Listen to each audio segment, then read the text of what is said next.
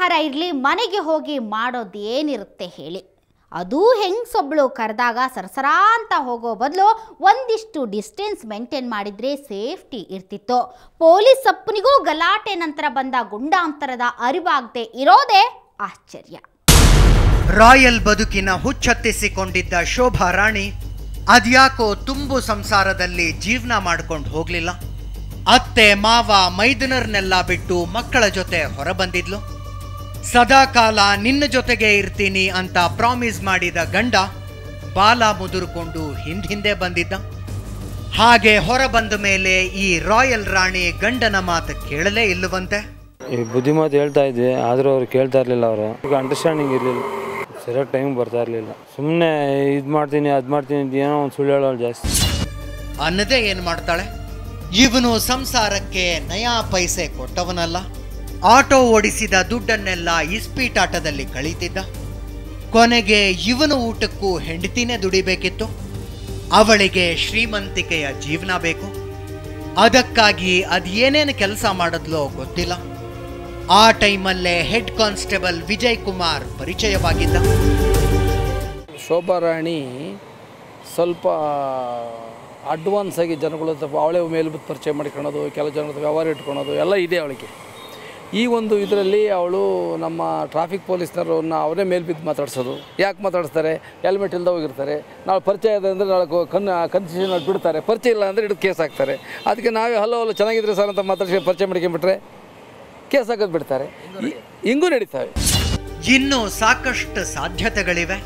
ಆ ವಿಷಯ ಬಿಡಿ. ಈಕೆ ಪೊಲೀಸ್ ಅಪ್ಪನ ಹತ್ರ ಸಾಲ ತಗೊಂಡಿದ್ದು ಮಾತ್ರ ಸತ್ಯ. ಆ ಹಣದಲ್ಲೇ 60,000 ಅಡ್ವಾನ್ಸ್ ಕೊಟ್ಟು 6,000 ಬಾಡಿಗೆಯ ಈ ಮನೆಗೆ ಬಂದಿದ್ಲೋ ಏನೋ. ಒಟ್ನಲ್ಲಿ ಝಮ್ ಅಂತ ಇದ್ದವಳು ಹಣ ವಾಪಸ್ ಕೊಡೋ ಗೋಜಿಗೆ ಮಾತ್ರ ಹೋಗಿರಲಿಲ್ಲ. ಆ ವಿಷಯವಾಗಿ ವಿಜಯ್ ಕುಮಾರ್ ತಗಾದೆ ತೆಗೆದಾಗ ಮುಗಿಸ್ಬಿಡೋ ಸ್ಕೆಚ್ ಹಾಕ್ಬಿಟ್ಲು.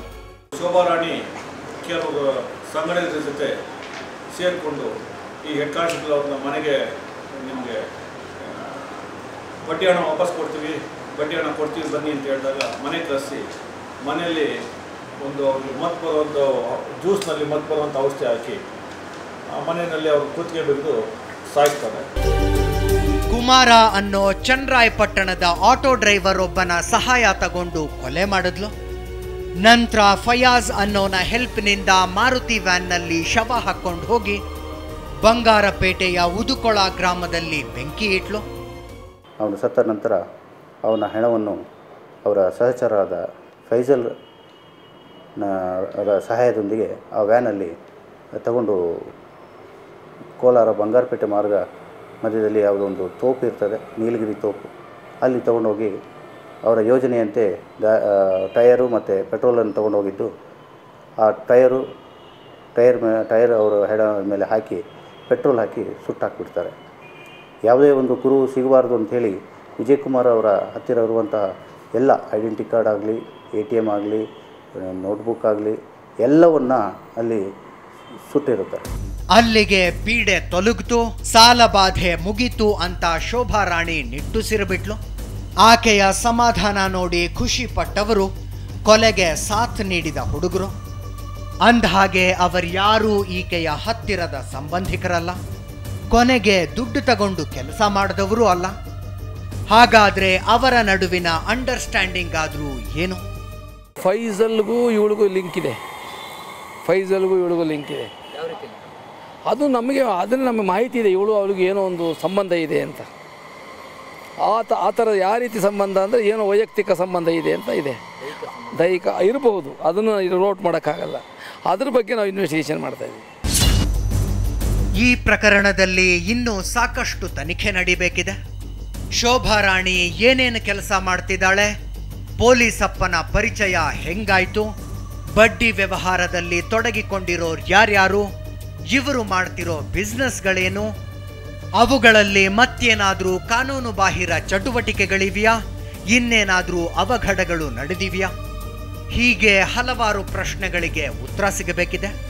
ಸದ್ಯಕ್ಕೆ ಗೆಳೆಯ ಕುಮಾರ್ ಜೊತೆಗೆ ಜೈಲಿಗೆ ಹೊರಟಿರೋ ಶೋಭಾ ರಾಣಿ ಪಶ್ಚಾತ್ತಾಪದ ಮಾತಾಡಿದಾಳೆ. ಮಾಡಿದ ತಪ್ಪಿನ ಅರಿವಾಗೋದು ಎಲ್ಲಕ್ಕಿಂತ ಇಂಪಾರ್ಟೆಂಟ್ ಅಲ್ವಾ? ಅರೆಸ್ಟ್ ಆಗೋ ಚಾನ್ಸ್ ಇಲ್ಲ ಅಂದ್ಕೊಂಡಿದ್ದವರಿಬ್ರು ಜೈಲ್ಗೆ ಹೊರಟಿದ್ದಾರೆ. ಇನ್ನೊಬ್ಬನ ತಲಾಶ್ ನಡೀತಾ ಇದೆ. ಅವನು ಇನ್ನೇನು ಅರೆಸ್ಟ್ ಆಗ್ತಾನೆ. ತಪ್ಪಿತಸ್ಥರಿಗೆ ಶಿಕ್ಷೆನೂ ಆಗಬಹುದು. ಆದರೆ ಇಂತಹ ಪ್ರಕರಣಗಳಲ್ಲಿ ಯಾವ ತಪ್ಪೂ ಮಾಡದೆ ಶಿಕ್ಷೆ ಅನುಭವಿಸೋರು ಮಕ್ಕಳು. ಅವರ ಬದುಕು ಕಷ್ಟಕ್ಕೆ ಬೀಳದೇ ಇರಲಿ ಅಂತ ಹೇಳ್ತಾ ಇವತ್ತಿನ ಎಪಿಸೋಡ್ನ ಮುಗಿಸ್ತಾ ಇದ್ದೀವಿ. ಗುಡ್ ಬಾಯ್.